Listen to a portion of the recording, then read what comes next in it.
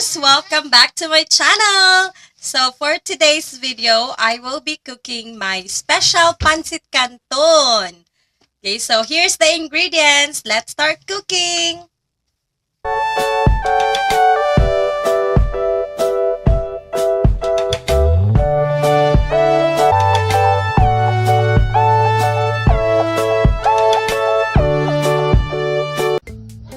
So these are the ingredients. We have garlic, onion, carrots, cabbage, and this one is leftover chicken. So magagamit po yung mga leftover nyo. If you have pork, so you can include it with your special Pancit Canton.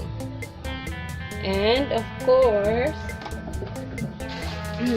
we have the Pancit Canton, and the secret recipe is the Mamacita's, the original soy stir sauce. Okay, so let's start cooking.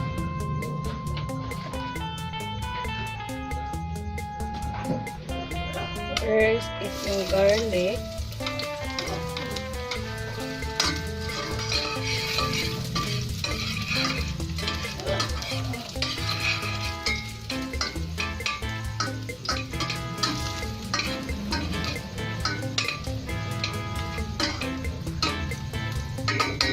Follow lang natin yung onion.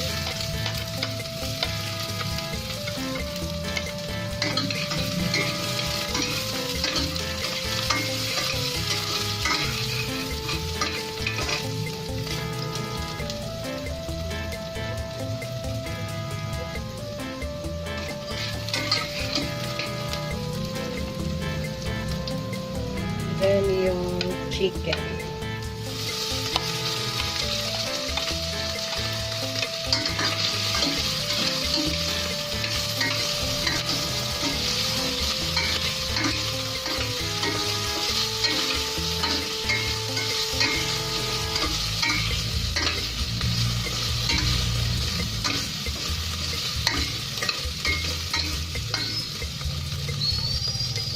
After that, you can add the carrot.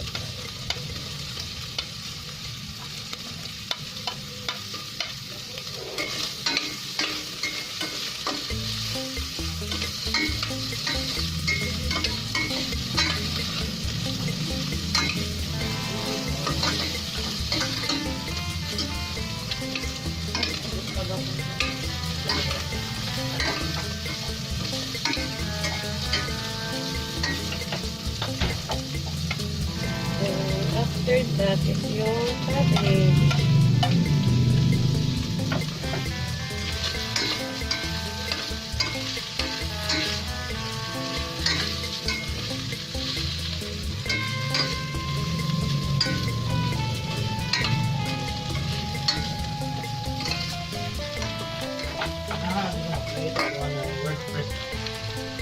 So maglalagay na ako ng oyster sauce, 4 tablespoons.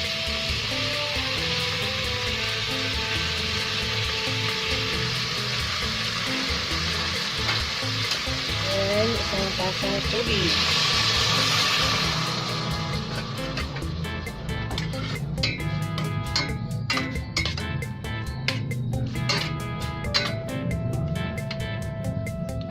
Ilalagay ko na rin yung Pancit Canton. So this is 250 grams.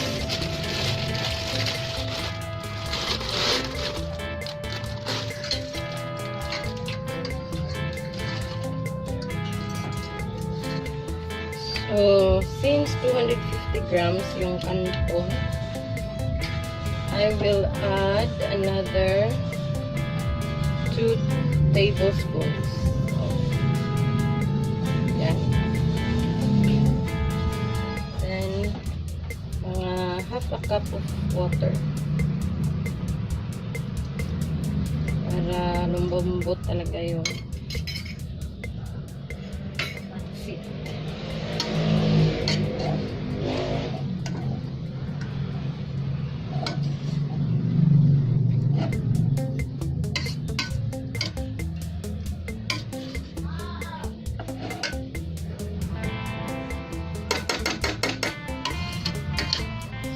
think we are done.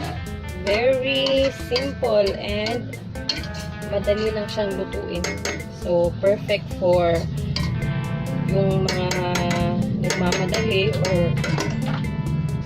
or dun for your kids. Ang breakfast.